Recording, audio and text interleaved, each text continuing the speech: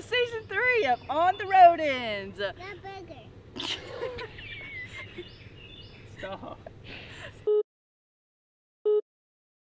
We are headed out this morning. We are leaving Bedford, Virginia. We've been here for 4 or 5 days at Jeremy's parents' house. We are headed to Elizabethtown, Pennsylvania. It says, GPS says about 5 hours, so probably 6.5 or 7 hours, something like that. We always stop for lunch and all that kind of crazy stuff. So we will make it to Elizabethtown, Pennsylvania tonight. We'll be there for about 2 or 3 days. We are going to Hershey World. Yes, please.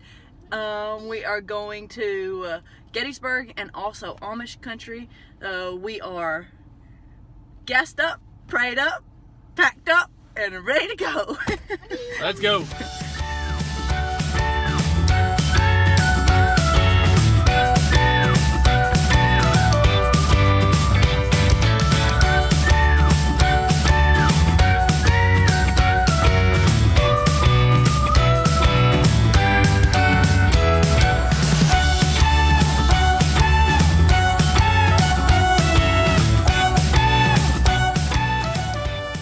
Well, we have spent a day on the road and it should have been shorter than it was. She's a little pouty right now. It should have been shorter than it was, but I sort of missed our turn. It cost us about 30 minutes because we were on the interstate and there was an exit for 20 miles. Then we had to do little pig trails all the way to our campground. But that's all behind us now. We are parked at our KOA in Elizabethtown, Pennsylvania. And tonight is, whose birthday is it tonight? Nana. It is Nana's birthday. She is 39 for like the 20th year or maybe 15th year. I don't remember how many years she's been holding it, 39. But what are we going to get tonight, Callie? Ice cream. Ice cream. So we're going to get some ice cream for Nana's birthday.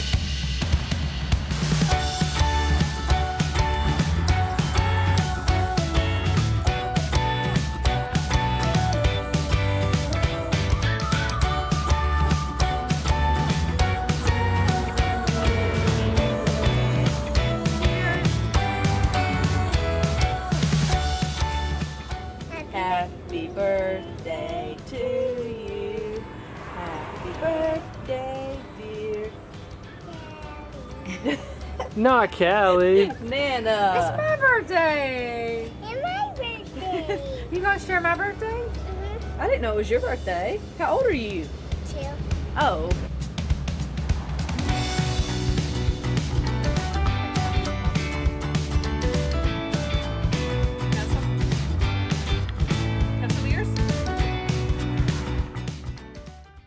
Well, good morning. We had a good night of rest last night. Callie's hair still got a little bedhead going on.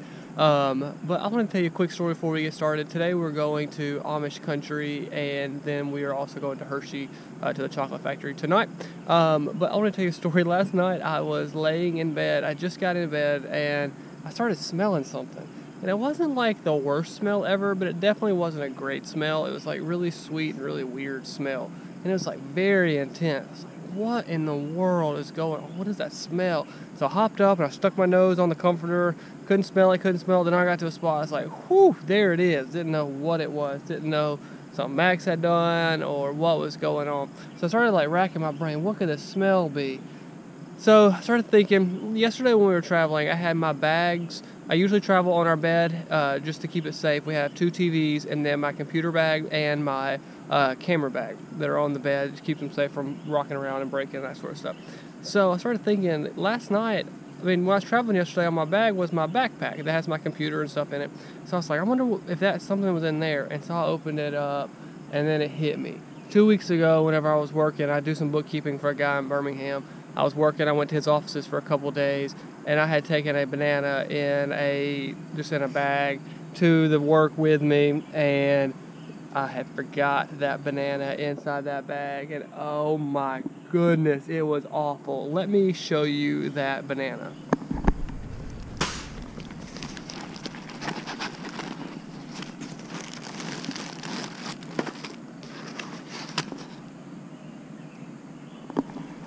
That nasty black gooey banana had been in my backpack for like 2 weeks and it had seeped out in the bottom of my bag and in turn had gotten onto my bed. So needless to say, today we will be doing some washing because that smell is crazy. It is not a good smell, is it? No. It's stinky.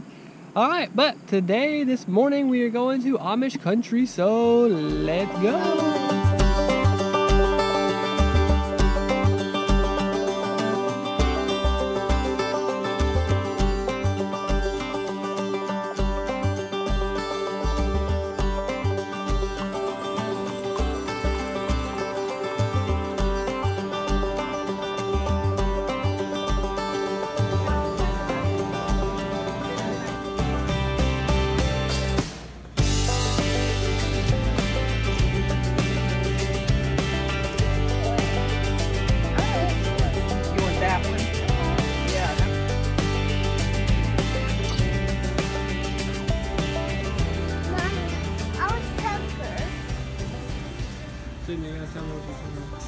It's pecan apple butter.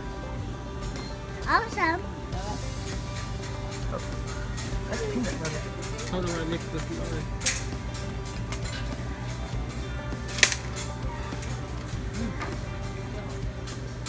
Try this, Jeremy. So Jeremy had this really good idea. Last night he said, how about let's just pack some mayonnaise and mustard, and when we get to Amish Country tomorrow, we'll buy sandwich stuff, so turkey and cheese and bread and stuff. So we were at this bird in hand farmer's market, and we bought some Amish meats and cheese. We got roast beef, and we got ham and turkey, and then we bought some Amish cheese, Colby Jack Longhorn cheese, and some Amish bread, country white bread, and we got a whoopie pie. So we are going. Wait. We're going to have a whoopie pie in Intercourse, Pennsylvania? I don't get it. You don't?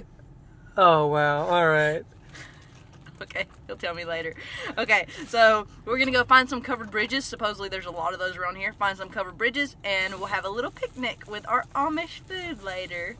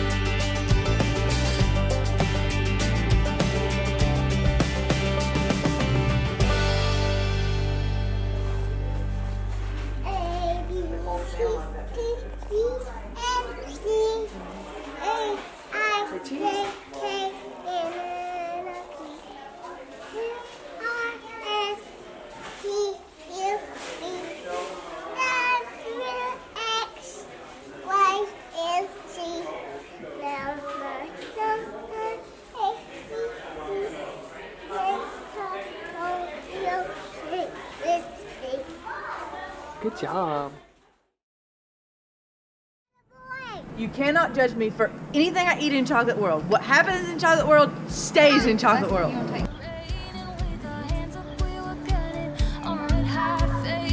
I'm so excited.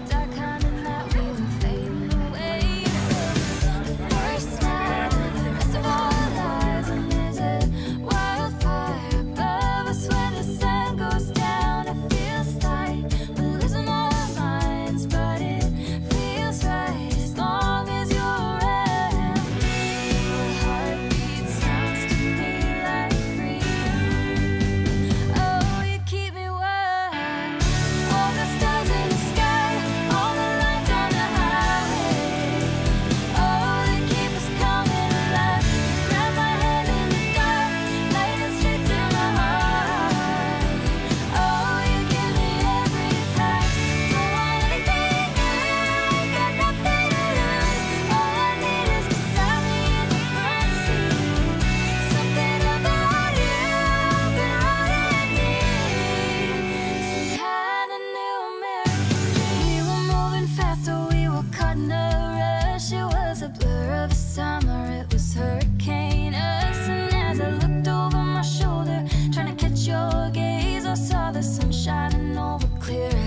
California day. Oh, it's the first night of the rest of our lives, and there's a wildfire above us when the sun goes down. It feels like we're losing our minds, but it feels right as long as you're around. This moment plays on like an anthem. Oh, you keep me wild. All the stars in the sky, all the lights on the highway. Oh, they keep us It fell on the floor, so what? Instead, what happens in chocolate world stays in chocolate world. Alright, that is the face of disappointment right there. We came all the way to the Hershey place and I didn't buy her any chocolate whatsoever. We did get the free sample at the end of the tour. I ate a piece of chocolate that fell on the ground. You did. Callie dropped her piece of chocolate on the ground and Sydney picked it up and ate it and gave Callie her piece of chocolate. So I didn't buy her any because the line was like 20 minutes long to buy chocolate that you can literally buy at Walmart or any grocery store for a cheaper price. So we didn't buy any of it. The tour was fun. It did not cost a dime. Parking didn't cost anything. So it's definitely something worth doing, but there's not a lot to do in there that looked real fun for us. I'd pay not to be around all those people. But there was a ton of people, like Disney World crowd of people in there, just a ton of people. So we got out of there. We're gonna head back for the night, get a little rest, because tomorrow's gonna be a busy day at Gettysburg. Well, good morning. We are in our last day in Pennsylvania, and today we are at Gettysburg. We're gonna be taking a auto tour. You get in your car and drive around, look at the map. There's some live action stuff today where people doing reenactments and stuff we're going to check out. We're going to check out all the things, so stay tuned.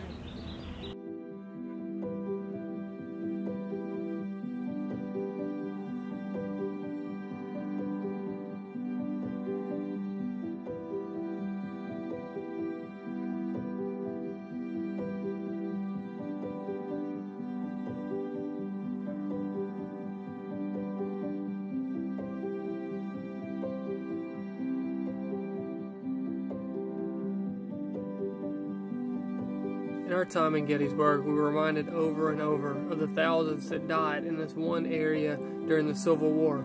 During the entire Civil War, over 620,000 men and women died. That's like saying the whole population of a city like Boston is gone.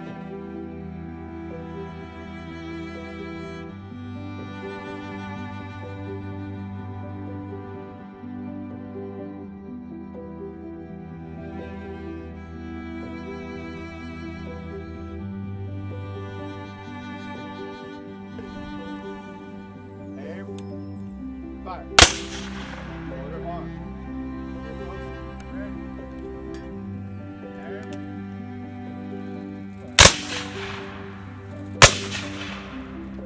Sydney and I have been reading through the Bible in a year in chronological order, and we started in January. A few months back, we were making our way through the Old Testament conquest of Canaan. And the Bible will read, say, something like, and 40,000 were killed, or and 25,000 of the armies died that day. A lot of times when we read numbers like that, we just gloss over them and think, well, it's a lot of people, but we don't really give it any more attention. However, all the people that died here at Gettysburg, in the Civil War, in the Old Testament, and all the wars that have happened, they had families with brothers and sisters. They had spouses and children. They had people that loved them and cared for them, just like you do. You had those special people in your lives, and so did they. It's truly heartbreaking when you think about the number of lives lost, the connections that were broken, the families that were torn apart. I challenge you, when you see numbers like this, where there's thousands upon thousands that have died, that you do not just gloss over them, but think about the true devastation that took place.